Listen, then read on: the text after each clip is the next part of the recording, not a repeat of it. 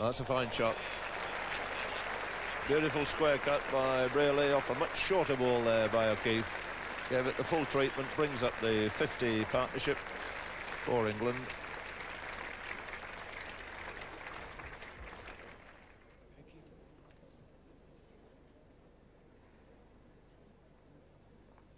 It's in the air, but it's safe. Max Walker is the man after it. It was just out of his reach on the left-hand side, and in the end, no chance really of cutting it off. It came off a top edge.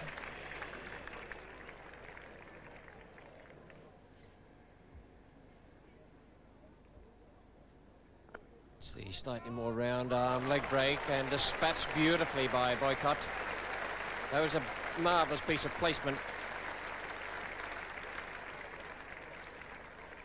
Doug Walters is not close in. He's only just saving the single out there, and that pierced the field. That was a really beautiful stroke.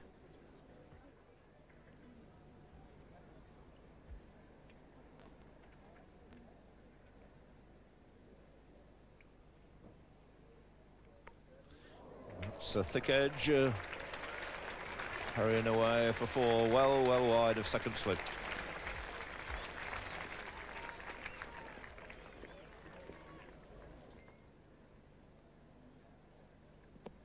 And that's fairly close.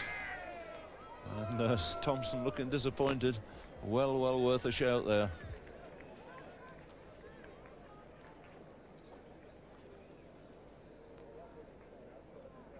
Well worth a shout. Possibly, in umpire Bird's opinion, going on to miss leg stump.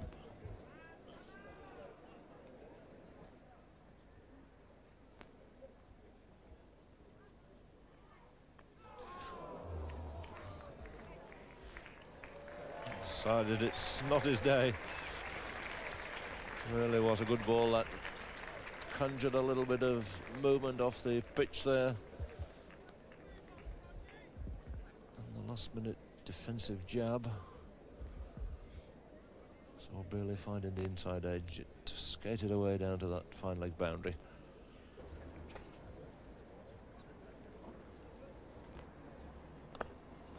Has found the gap nicely this time. It's as good a control shot as Brearley has played.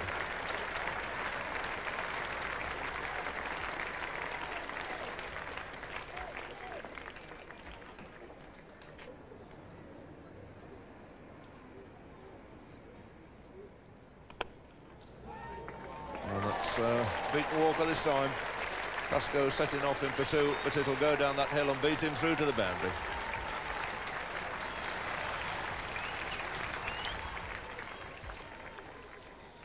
First boundary for 50 minutes for Boycott.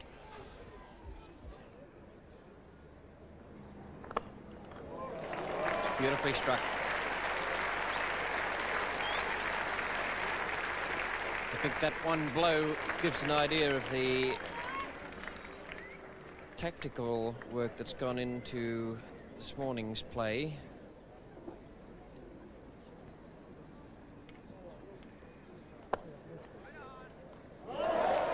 Misfield for four. Ben Pascoe, the culprit. Seemed to get down to it all right. Might just have got an awkward bounce. And the 100 comes up for England in the second innings with both batsmen on 49.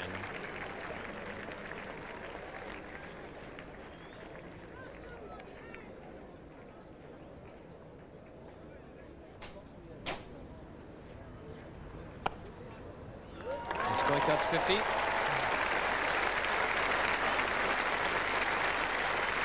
That's a great comeback. It was a great comeback in the first innings. But, even better now with a century and a half century.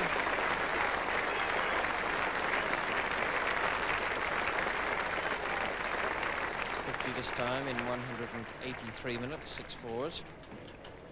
103 for no wicket. England, the man taking strike is Mike Brearley. The England captain, he's made 49. Just a quick little push for a single. It'll be his first half century against Australia.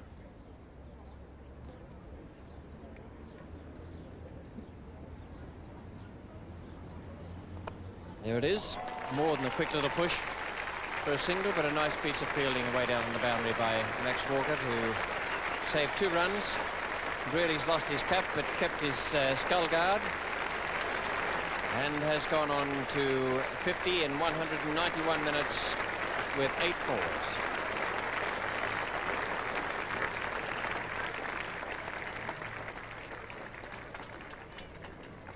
.51 Brearley, 52 Boycott.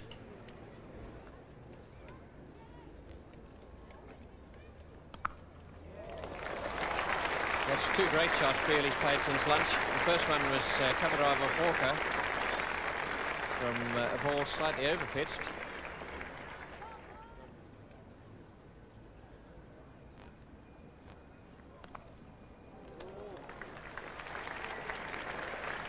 That's a pretty good shot from Brearley. Kept down over the top of that very well.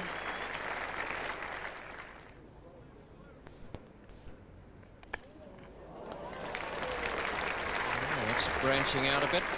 The attempted bouncer that didn't get up, and Boycott was quite prepared to have a go at it.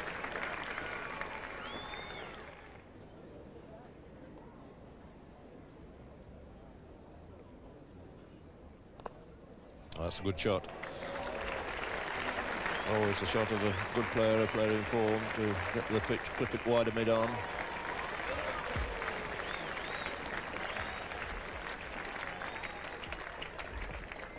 O'Keefe to bowl to, really. That's tried to flight that. Full toss, and it's really been cracked away by Brearley. Opened his shoulders and gave that an almighty bang over mid-wicket. I think it's just about the first full toss we've seen bowled by the Australians here today. A nice, slow, easy one there from O'Keefe. And it's another good 4. Short by O'Keefe, pulled away through mid-wicket by Mike Brearley. And he's racing away from Boycott now.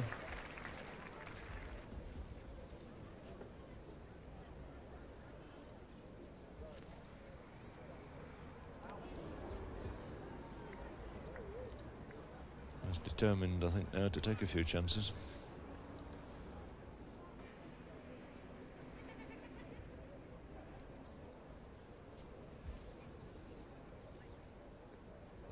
Unbeaten again. Oh, Max Walker's gone very close to the outside edge of the bat, not only today, but right throughout this series.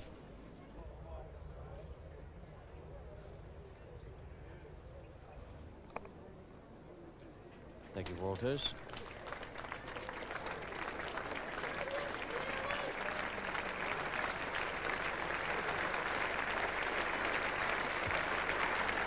.150 comes up for England with that single to Brearley, take him on to 81.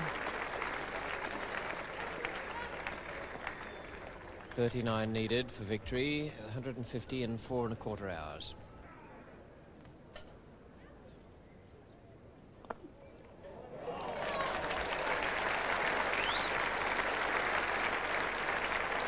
It was a full toss and needed to be put away. There's no outfield. And Boycott has gone on to 68, 154 on the board now.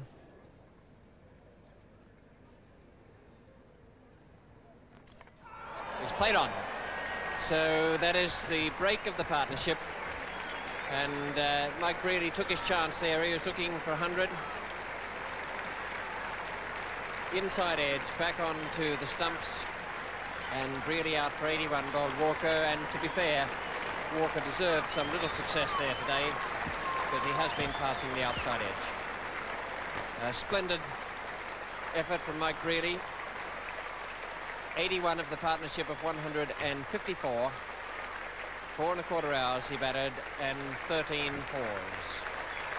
Standing ovation for the England captain, who is within touching distance of his second victory in the series.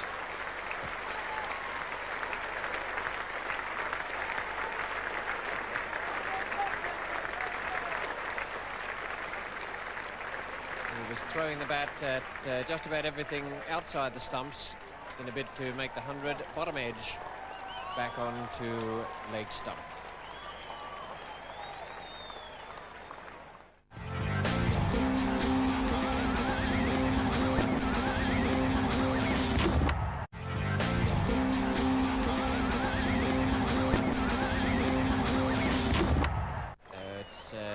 good, sensible piece of cricket from Brearley as well. Just sending a message in to have Alan Knott brought out. There is some thought of rain later on, but I suspect the purpose is more to avoid Bob Woolmer getting a pair. And as Woolmer's been sitting there for 4¼ hours with the pads on, it's a logical thing to find someone else to come in at this stage. And Alan Knott, with all his success in the first innings, he won't mind coming out, being on a hiding to nothing in the second, where there are just 35 runs needed for victory. Alan Knott now, his first ball from Max Walker.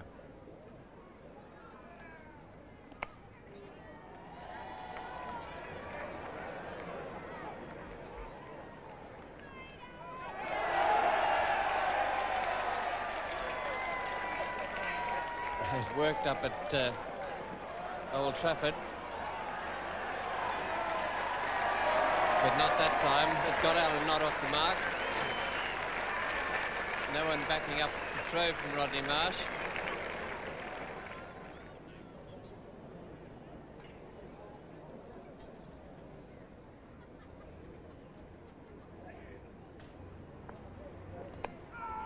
Oh, what a marvellous catch.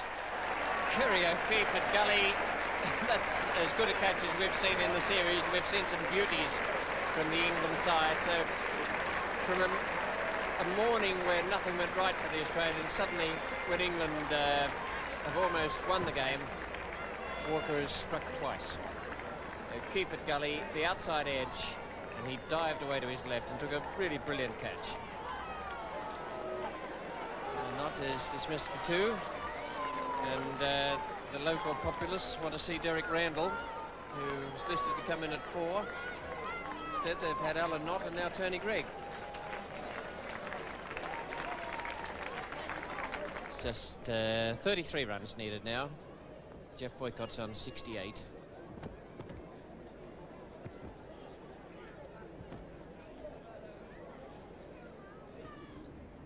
Hold him! And Walker struck 3 times in 2 overs. What a remarkable game this is. Walker this morning, and in the period between lunch and tea, or between lunch and now, has beaten the bat, I suppose, 15 times without getting anything but a few frustrating shouts from wicket-keeper and slip. And now he's bowled Tony Greig to take his 3rd wicket in 2 overs. Greig making naught. And now it's the local hero, Derek Randall, who comes out at number 5.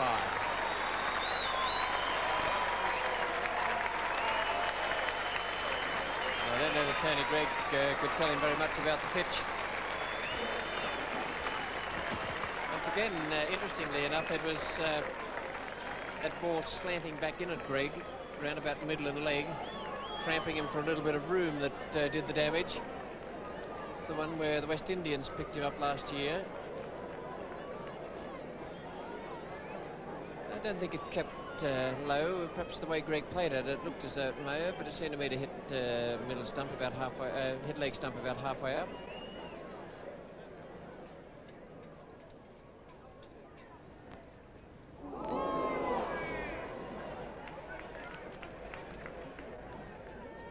Well, England still need 30 to win, and we've just had a forecast in from the Weather Bureau to say that there are thundery showers in the area. They're not over the top of this ground at the moment, but they're moving towards the ground from about 20 miles away.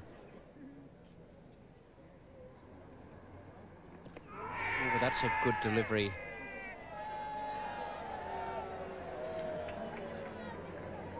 My word, that came back late and a long way.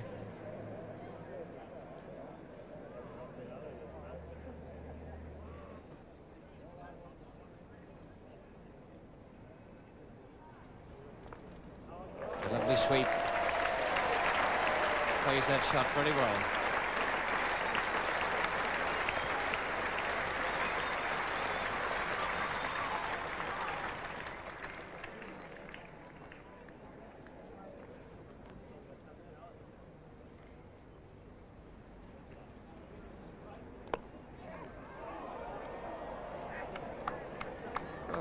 That's one of the simplest caught and bowls you'll ever see anywhere, I think. It looked as though O'Keefe was undecided whether to take it with his hands pointing down or get them up. Yes, in fact, it came straight out again. Fairly awkward height. It's the sort of catch you take with your fingers pointing upwards.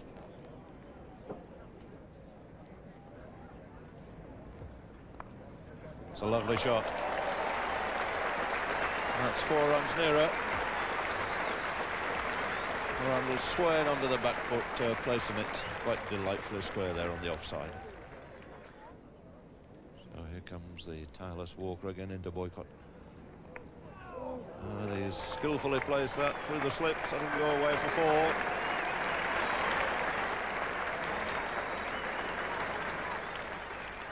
The fellow's been out on the field with the bat every day in this Test match.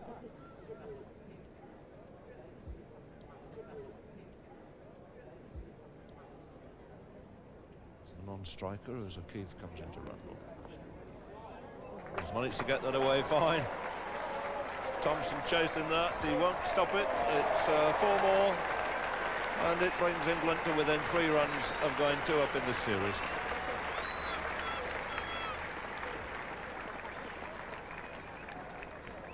Well, the crowd enjoying this. They've waited a long time to see their young hero come in there. He's had a little bit of good fortune, but always a joy to watch this young Derek Randall making runs.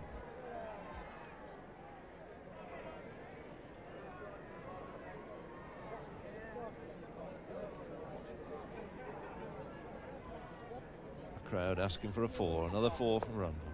And can he oblige? He might well have done. He's driven it straight.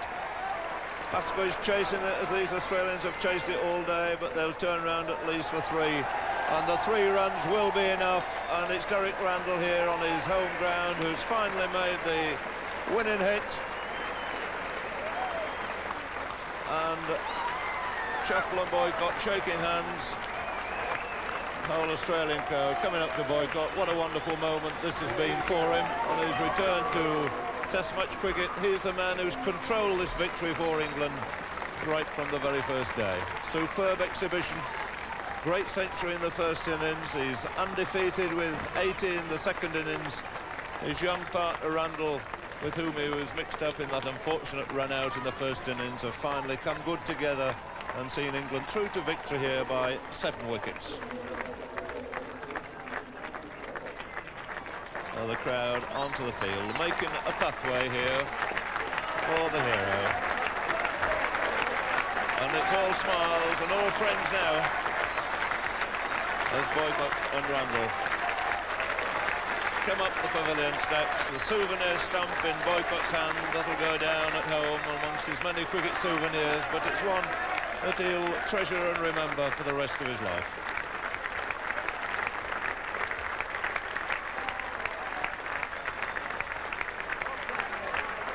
Applause too for the Australians who battled away hard. They haven't given an inch of ground to England right through this last day's play. They've made them fight for every run. It's been a long, slow progress, and they've stuck out to their guns, but Boycott in the end was the supremo. And Brent Brearley in the meantime coming out with Tony Greig. The champagne's flowing in the England side, and Mike Hendrick will take a well-deserved round of applause for his wonderful bowling here. And they'll call for Derek Randall, and there's the cheer, and he'd go over the top if he could.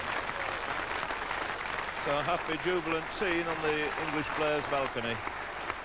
And there's young Ian Botham coming out also to enjoy the limelight. 5 wickets in the first innings. Derek Underwood getting a hand, and here's Alan Knott. And the 3 Kent boys there together. Bob Woolmer in the background. Bob Woolmer didn't come in this second innings. And a special cheer for the hero in the second innings, Bob Willis, who took 5 wickets for 88. And there it goes.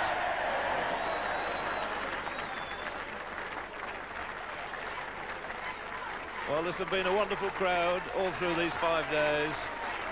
They've had the visit of Her Majesty the Queen here Everything has gone absolutely swimmingly. It's been beautifully organised, this Test match. Been record receipts, and really, everybody's had a ball. Greg Chappell too, he's still got a smile on his face. And young David Hooks, who played so promisingly here in the second innings. Well, it's good to see the teams all together there, and a very good spirit between these two sides. Mike, really, many congratulations from all England's cricketers. Thank you, Peter. 2 up and 2 to play, that's good. It's very nice, isn't it? The champagne tastes good in the circumstances, delicious. I imagine. When we were talking at the end of the last test, Mike, you said that you thought the difference between the two sides there was the catching. And I imagine you would say the same. Same thing again, really. I mean, there's a lot of luck in it. If someone catches one and then you expect another one to come and you catch the next one, somehow it all goes together. Whereas the other way around, if people drop catches, they get frustrated and so on. And it's just, we've just been lucky to have 2 very good games in the slips, really. Now, what about Geoffrey Boycott? I mean, he was pretty nervous at the start. We all are, I suppose. You're playing in a test match and you're a bit nervous, but he was especially so. There was a lot expected of him. There were a lot of people who would have been... He would make a story whether he was successful or not, either way. And I think he was under a lot of pressure. And he battled on. I mean, it was a real battle, wasn't it? They bowled magnificently the first day of our innings, first innings. England were 82 for 5 and could have been 6 down if that catch had been held. Well, the whole game would have been utterly different. Yes. But he played wonderfully. Is he very tired? Very happy? I suppose he is. He doesn't mind too much. Fighting on all 5 days and 12 hours at the crease altogether. He batted every day, did he? That's right. Well, that suits him. Well, I'm sure this is a needless question, and I know the answer, but morale in the English camp now must be really sky high. It's tremendous, isn't it? I mean, we're just in a very fortunate position. Things have gone our way. We've had a bit of luck. We had a fair bit of luck today, batting, and that's the way it goes, isn't it? We're just... And so, as you say, everyone is feeling over the moon, really. Most of our players have got runs at some stage or other. We just haven't put it together as a team. We haven't got enough consistency there and got enough big scores to just really put us into a position where we can win games. But it's probably not been so much our batting as our catching. Had we taken a couple of catches, we restrict England to a reasonable first innings score, get 300 in the second innings, it's a different game. But ifs and buts, really, there's no good talking about ifs and buts. What's the morale like in the dressing room at the moment? Well, obviously we're disappointed. We would dearly like to be playing better than we are, to be performing better than we are at the moment. But, considering the situation of being 2-0 down, I think the morale is pretty good. Everybody still believes that we can win the last 2 test matches, and that's an important thing. And the only way we can prove it is to go out there and do it. Well, there are no excuses for Australia. You can't catch us